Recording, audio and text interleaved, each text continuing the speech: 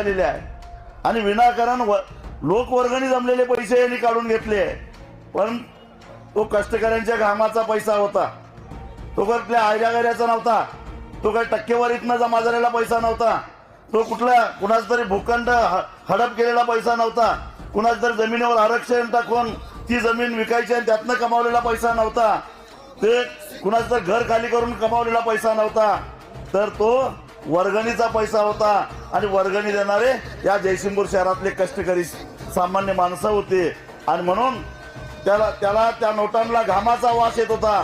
त्या नोटा जसाच्या तशा मोजून आणल्याशिवाय सोडणार नाही असं चॅलेंज दिलेलं होतं आणि एक प्रेमपत्र देऊन निवडणूक आयोगानं ते पैसे आत्ताच परत दिलेले आहेत.